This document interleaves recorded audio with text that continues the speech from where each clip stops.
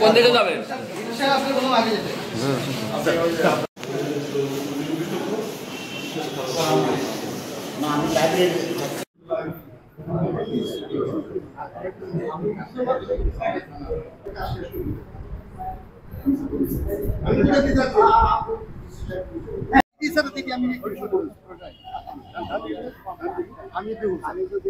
তো এই মসজিদ তৈরি হয়ে গেছে, 15 কোটি টাকা খরচ করে মসজিদ আমরা তৈরি করেছি।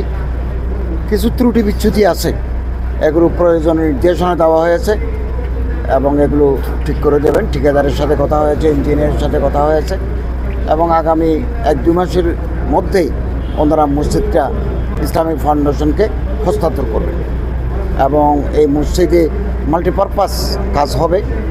যেমন পুরুষদের নামাজের ব্যবস্থা আছে, প্রায় 1200 মানুষ একসাথে নামাজ আদায় করতে পারবে। মহিলাদের নামাজের ব্যবস্থা আছে, অটিস্টিক কর্নার আছে, যারা প্রতিবন্ধী তাদের জন্য নামাজের ব্যবস্থা আছে, কনফারেন্স রুম আছে, লাইব্রেরি আছে, বিক্রয় কেন্দ্র আছে। আর কোনো মানুষ মারা গেলে তাদের গোসল করানোর একটা সিস্টেম এখানে আছে, আধুনিক সিস্টেম। আবার কোনো গণ্যমান্য ব্যক্তি, কোনো আলেম, কোনো দরবেশ যদি এলাকায় আসেন, ওনাদের থাকার একটা অতিথিশালাও এখানে আছে। এটা কেবল মসজিদ নয়, এটা একটা কালচারাল সেন্টারও বটে।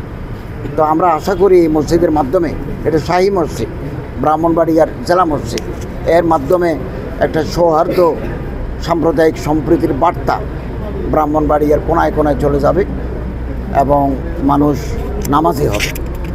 নামাজের মাধ্যমে মানুষ অপরাধ থেকে, পাপ থেকে মানুষ মুক্তি লাভ করতে পারে। এবং এখানে আমরা পাঠাগারও করেছি, অবসর সময়ে মানুষ এখানে এসে শান্তিপূর্ণ পরিবেশে ধর্মীয় পুস্তক পড়ার সুযোগ পায়। জেলা প্রশাসক মহোদয় আছেন, উনি পদাধিকার বলে বাংলাদেশ সরকারের পক্ষে মডেল মসজিদগুলোর সভাপতি, জেলা প্রশাসক। এই পর্যন্ত আপনি যেটা বললেন 9টা মসজিদ, বড় ধরনের কোনো গ্রস মিস্টেক এখনও ওনার কাছে খবর আসে নাই। ছোটোখাটো ত্রুটি বিচ্যুতি আছে, এগুলো ঠিকাদার এবং ইঞ্জিনিয়ারকে ডেকে এগুলো সংশোধনের ব্যবস্থা হচ্ছে।